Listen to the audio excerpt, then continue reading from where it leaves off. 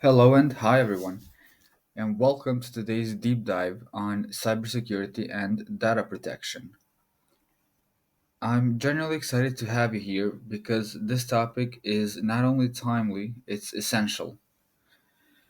And let's face it, we live online. Whether we're working, shopping, scrolling, or socializing, the internet plays a central role in our daily lives. But as our digital footprints grow, so do the risks as well. That's why cybersecurity it's not just a tech term for IT professionals anymore. It is something we all need to understand. So, today, over the time of this course, we're gonna have a detailed, friendly, and open conversation about how to protect ourselves in this digital world. We'll explore common threats, simple practices you can start today, and why every click, why every tap, and why every login matters. Okay, so let's get into it.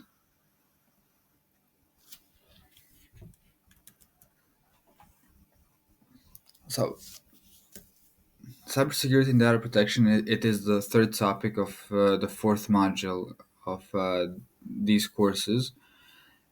And what we're gonna cover today in this session is what cybersecurity actually is. We'll define it in simple and human language.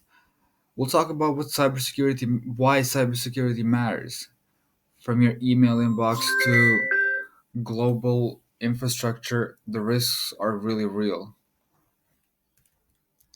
Also, we will talk about common cyber threats, what they look like, and how they work. We'll talk about practical strategies to protect yourselves, such as improving passwords, updates, software, and more. We'll also uh, mention some safe internet practices, things that you may not think about, but that you should absolutely think about them. We'll also talk about digital responsibility, which is how your behavior online impacts others as well.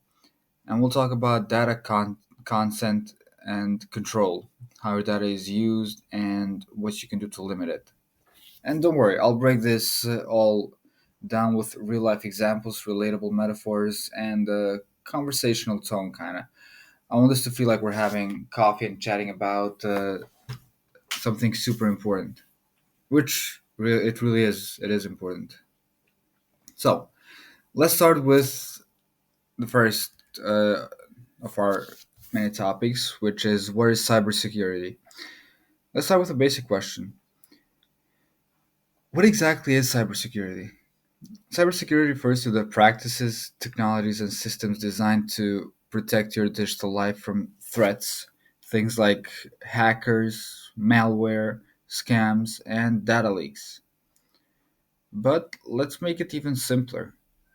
Think of cybersecurity as locking the doors and windows to your digital house. If you live in a city, you don't leave your front door wide open, right?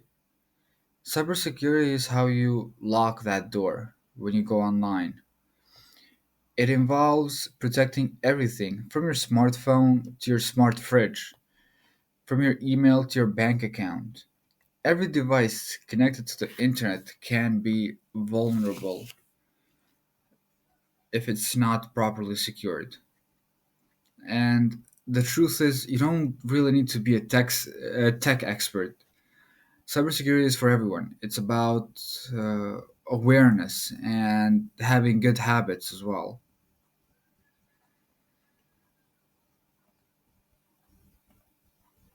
Let's continue.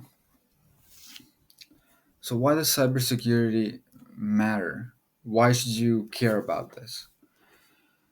Well, for starters, cyber threats are everywhere and they're getting smarter. That's very important. Hackers today aren't just teenagers in basements, they are organized, sophisticated, and often part of large criminal networks. Some work for political groups, some for money, and some just for chaos. For individuals like you and me, the consequences can be huge. We have identity theft. When someone opens a bank account or credit card in your name, it can lead to financial loss, such as having funds stolen from your account. Also, a consequence of cyber breach are can be emotional distress, knowing someone has your personal photos and messages. For businesses, a single breach can mean millions of dollars in losses, lawsuits, or damaged reputation. Even worse, for hospitals or critical infrastructure, cyber attacks can mean life threatening. So, cybersecurity matters because everything we do online leaves a trace. And if we're not careful, those traces can be used against us. Okay, so let's talk about the most common cyber threats. Let's break these down in plain language. So, first, we're going to start with malware. This stands for malicious software. Imagine you download what looks like a game or a useful app, but hidden inside is a virus. Now, that virus might steal your files, track your keystrokes, or encrypt your data and demand a ransom. Malware includes viruses, spyware, and ransomware. So, those are the types of malware that can be found, for example. Let's move over to phishing, which is another type of common cyber attack. Honestly, this is probably the most common trick. You get an email that looks like it's from your bank or your favorite store. It says your account has been locked. Click here to unlock it. But it's actually fake because when you click, you're taken to a fake website designed to steal your password or card information. It's really that easy, and it's very common, and they're getting really, really smart with these tricks.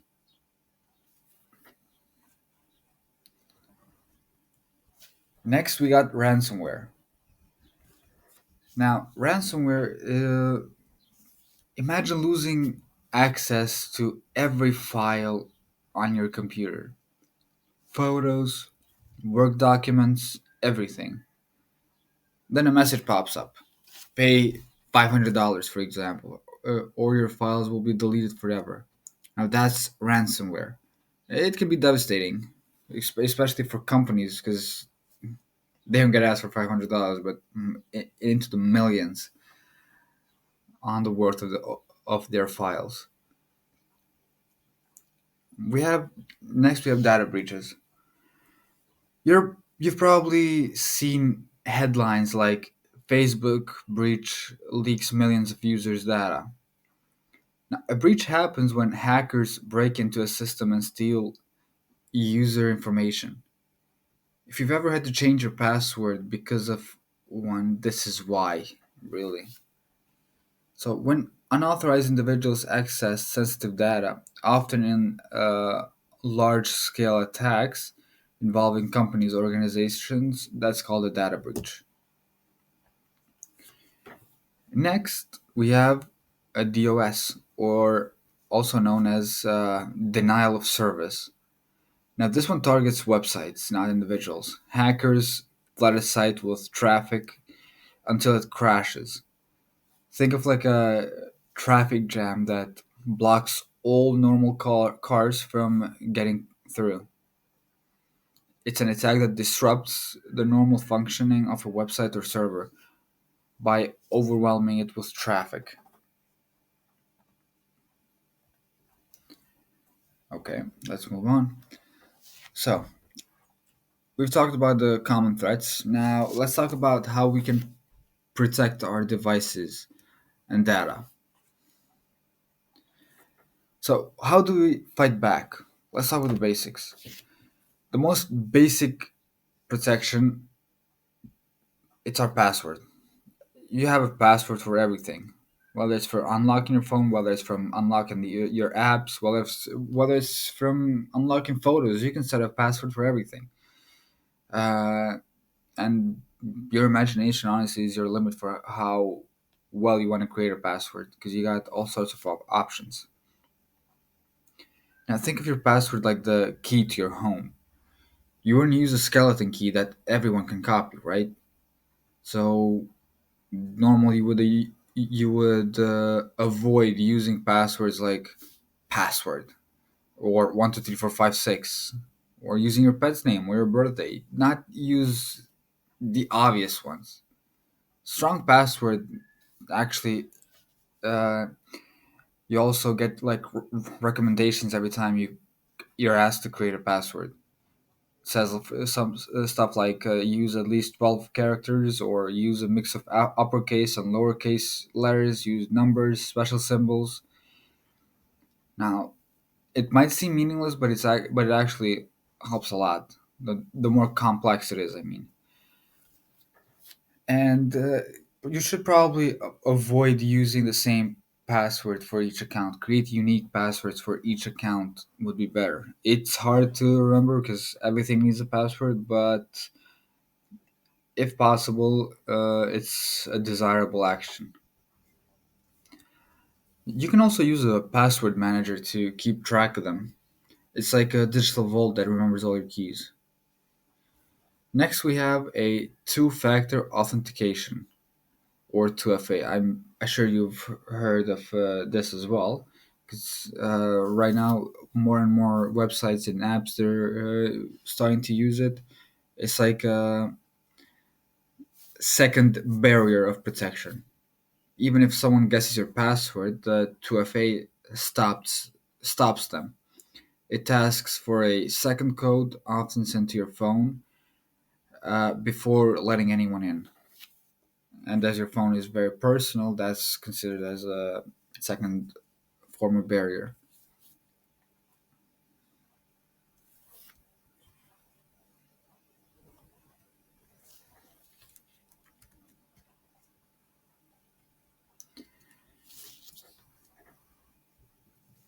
So we also have regular software updates. Now these are important as well. So those annoying update pop-ups, they're actually your best friend. Every update includes security patches, which fix holes that hackers could sneak through. So set your devices to auto update so you don't have to think about it. They can be really annoying, but for example, I believe that a lot of updates uh, can be set, for example, to late hours of the night so that when you don't use your phone, the update is automatically uh, seen through.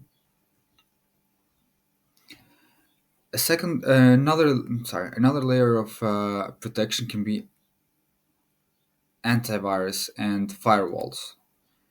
So antivirus software scans your files. Antivirus software it scans your files for harmful code and removes it.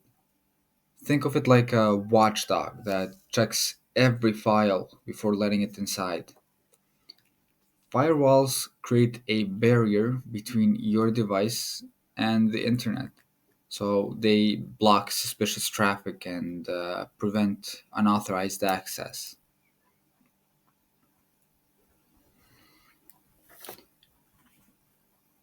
Another form of protection can be encryption. Now, encryption is the process of converting your data into a code that can only be deciphered with the right key or password. So basically, encryption scrambles your data so no one can read it without the key. Messaging apps like WhatsApp use encryption to protect your conversation. You can also encrypt hard drives, emails, and files for extra safety if you were willing.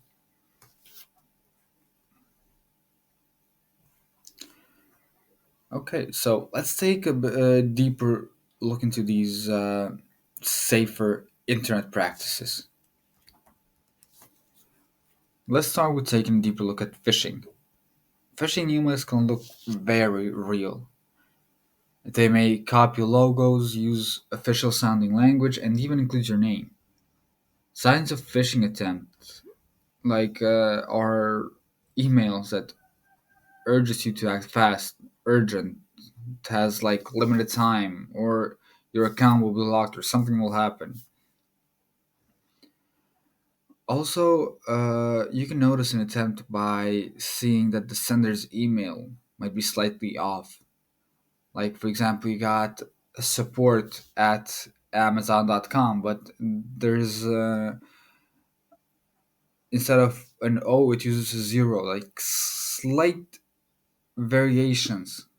That's what you need to notice. Another sign of a phishing attempt would be that the link that you click, it doesn't go where it claims. So if you notice something that's not taking you to where you're not comfortable with the destination, then it's probably wise not to share your information. All There's options, for example, in Google as well. I don't know if in any other websites, but you can always hover your mouse over it, for example, to check if the it shows like a mini page, like a mini view of the website. So if it doesn't look, you can take like a first crack at the website. And honestly, if you're not sure, just don't click. Contact the company directly through their official website, or just do your business that you're about to finish, for example, in their official website, which you should be careful at as well, because even official websites, because hackers or scammers, they create official looking websites, not official websites, but official looking websites.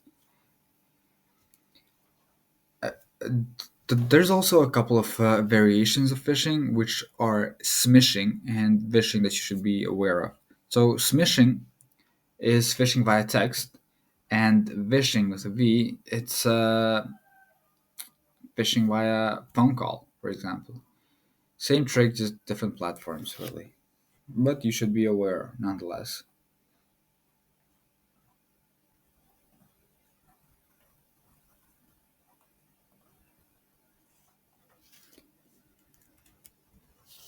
So, which ones are the secure practices, secure browsing practices? So, when you browse the web, security starts with your habits, really. So, I don't know if you've noticed, for example, there's a HTTPS in at the beginning of links. So sites with HTTPS, they're encrypted. That means that data sent between you and the site, like passwords or payment info, is protected. You should always look for the padlock icon next to the address bar.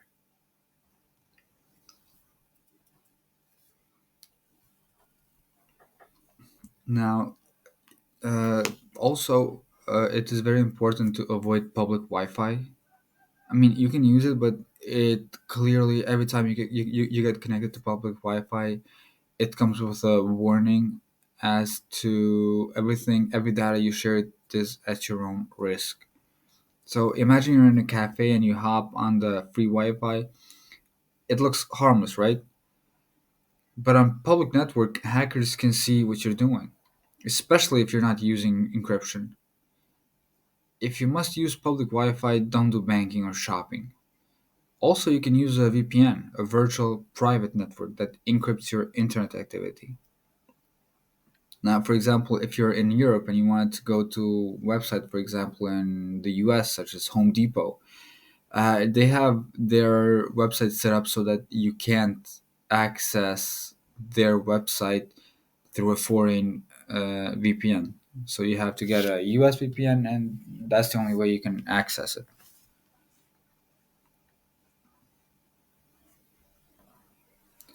Let's talk about some safe social media practices, and I think these are very important in today's youth, in today's generation, in today's overall online usage. So let's talk about social media. It's where we connect, we share, and scroll, but it's also a gold mine for attackers. What you should avoid sharing, which is kind of hard, it's your full birthday, your address or phone number. Especially, okay, so for example, Instagram, Facebook, they ask you for those. You can input them. You don't have to. I believe that they don't share them publicly, for example. But you should avoid giving your full birthday and your address or phone number, for example, to any websites or links that go to a third party. Also, travel plans. You should also avoid giving your travel plans because, for example, if you were to post going to Italy next week, that might mean that your house will be empty next week as well. Regularly check your privacy settings and adjust them so only friends can see your content. If someone sends you a friend request and you don't know them, just ignore or report it. Hackers often create fake profiles to gather information, so you should always be cautious of who's asking those informations from you. So be careful about accepting friend requests or messages from unknown individuals, as fraudsters often use these channels to gain access to your personal information.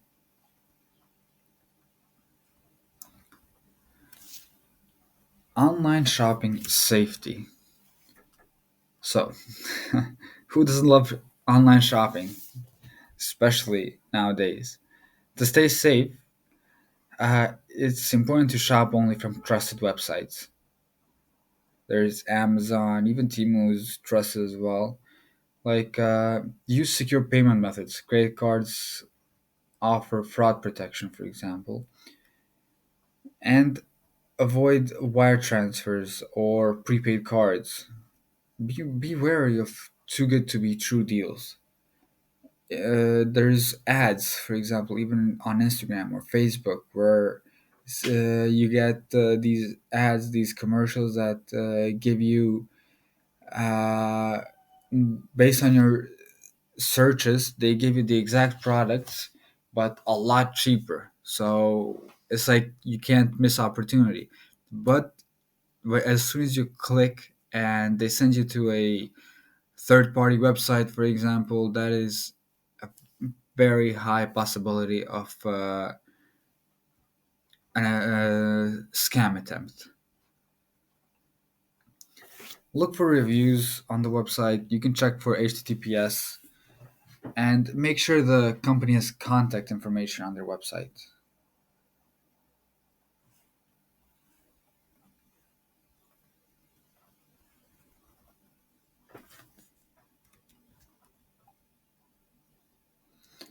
Let's talk about the digital footprint and the privacy, for example, because every action that you take online contributes to your digital footprint. The trail of data you leave behind from the website you visit to the posts you share on social media. Your digital footprint is the trail that you leave behind. Everything from your Google searches to your Instagram likes, employers, schools, and even strangers can often learn a lot about you just by looking at what's publicly available. So ask yourself, would I want my future employer to see this post? Could someone use this info to impersonate me? So think before you post. Your future self will thank you.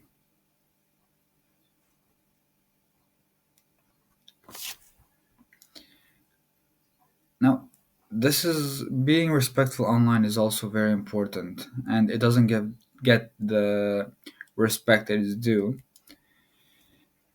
Because cybersecurity isn't just about protecting ourselves, it's also about protecting each other. Being respectful online, it means something. It means not spreading misinformation, to avoid cyberbullying and trolling. It means giving credit where it's due and respecting people's privacy. The internet should be a place where everyone feels safe and heard. So when I say think before you click, because misinformation can spread rapidly online. So before sharing news or articles, verify their credibility and sources to avoid contributing to the platform.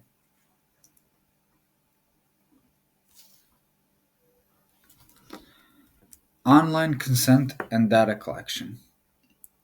So most apps and websites, they track us. They want to know what we like, what we click on, and what we might buy.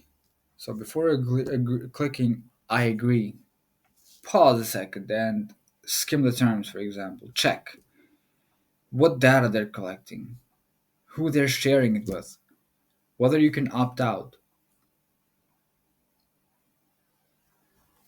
Tools like browser extensions or tracker blockers can give you more control. Remember, your data is valuable. Don't give it away without knowing what you're getting in return. So, next, I have a short video on cybersecurity and threats that I would like to share with you. So, please just Meet enjoy. Anne. She often shops from www.shoppingcart.com. She has her information like email ID, address, and credit card details saved on the website to enable a faster and hassle-free shopping experience. The required information is stored in a server. One day, Anne received an email which stated her eligibility for a special discount voucher from shoppingcart.com. In order to receive the coupon code, she was asked to fill in her shoppingcart.com account credentials. This didn't seem fishy to her at the time, as she thought it was just an account verification step. Little did she realize the danger she would be facing. She was knocked off her feet when a substantial amount of money was wiped off her account. How do you think this happened? Well, yes, the email she received was fake. Anne's shoppingcart.com account witnessed unauthorized access from a third party. This type of attack is known as a cyber attack, and the person who carries it out is called a hacker. Could Anne have prevented this attack? Indeed, she could have, with the help of cybersecurity. Cybersecurity involves techniques that help in securing various digital components, networks, data, and computer systems from unauthorized digital access. There are multiple ways to implement cybersecurity, depending on the kind of network you are connected to and the type of cyber attacks you are prone to. So, let's take a look at the various cyber attacks that Anne could have been exposed to. One of the most common types of cyber attacks is a malware attack like Trojan, adware, and spyware, to name a few. Had Anne downloaded any suspicious attachments online, her system could have gotten corrupted by certain malicious viruses embedded within the attachments. Next is a phishing attack, the type of cyber attack which Anne experienced. Here, the hacker usually sends fraudulent emails, which appear to be coming from a legitimate source. This is done to install malware or to steal sensitive data like credit card information and login credentials. Another type of attack is the man-in-the-middle attack. Here, the hacker gains access to the information path between Anne's device and the website's server. The hacker's computer takes over Anne's IP address. By doing so, the communication line between Anne and the website is secretly intercepted. This commonly happens with unsecured Wi-Fi networks and also through malware. Password attack is one of the easiest ways to hack a system. Here, Anne's password could have been cracked by using either common passwords or trying all possible alphabetical combinations. To prevent future cyber attacks, Anne sought to implement a few cybersecurity practices. First, she installed a firewall. As the name suggests, it is a virtual wall between Anne's computer and the internet. Firewalls filter the incoming and outgoing traffic from your device to safeguard your network, and they can either be software applications or hardware reinforcements. Secondly, Anne implemented honeypots. Just like how flowers attract bees, Dummy computer systems, called honeypots, are used to attract attackers. These systems are made to look vulnerable in order to deceive attackers, and this, in turn, defends the real system. In addition to these, she also decided to use unique alphanumeric passwords, antivirus software, and started avoiding mails from unknown senders. That was Anne's story. Cyber attacks are not just confined to individuals, but also to public and private organizations. The cyber attacks carried out in such places are more deadly, and they result in colossal losses. Motives of such attacks are many, starting from tampering with crucial data to monetary gains. Let's have a look at a few of the cyber attacks that companies are subjected to. Various public sector organizations and large corporations face the Advanced Persistent Threat, APT. In this form of attack, hackers gain access to networks for a prolonged period in order to continuously gain confidential information. Companies also witness the denial of service attack, where networks are flooded with traffic, which in turn leaves legitimate service requests unattended. A variant of this is the distributed denial of service, DDoS attack, when multiple systems are used to launch the attack. When a hacker manipulates a standard SQL query in a database-driven website, it is known as a SQL injection attack. By doing so, hackers can view, edit, and delete tables from databases. Amidst a plethora of cyber attacks, it is indeed a challenge for organizations with several networks and servers to ensure complete security. This is not an easy task, and to help with this, cybersecurity professionals are hired to work on identifying cyber threats and securing a company's network. There are multiple job roles in the field of cybersecurity. If hacking fascinates you, then the role of an ethical hacker is something to be explored. Such professionals try to exploit a network's vulnerabilities, just like how a hacker would do, but only to identify those vulnerabilities and resolve them for protection against an actual cyber attack. But if you are looking to design robust security structures, then the role of a security architect is more apt. A Chief Information Security Officer, CISO, plays a crucial role in enterprise security and is entrusted with the overall safety of the information in an organization. So, here's a question for you. Identify the type of cyber attack where the hacker's system takes over the client's IP address. A. DDoS attack. B. Man-in-the-middle attack. C. Phishing attack. D. Password attack. Give it a thought and leave your answers in the comments section below. 3 lucky winners will receive Amazon gift vouchers. With the increase in the production of global digital data, it is anticipated that cyber attacks will quadruple in the near future. Organizations are going to need cybersecurity professionals who can prevent these attacks. A career in the field of cybersecurity is lucrative and a very smart decision for professionals now. So, what are you waiting for? Get certified with SimplyLearn and become a cybersecurity expert. If you enjoyed this video, a thumbs up would be really appreciated. Don't forget to subscribe to the SimplyLearn channel and hit the bell icon to never miss an update on the latest trending technologies. So, that was a short video that I had added to this presentation. And with that video, that brings us to the end of our journey. And I hope it was helpful for you guys to learn about cybersecurity. So now you should know roughly what cybersecurity is, why it matters to you and society, the most common threats out there, how to protect yourself and others, also how to browse, how to shop more safely, and how to be a responsible digital citizen. Let's put it that way. Now, remember, this isn't about being perfect, it's about being prepared. Thank you so much for spending your time with me. If you found this helpful, share it with someone you care about. And most importantly, stay smart, stay safe, and stay curious. So, see you next time. Thank you.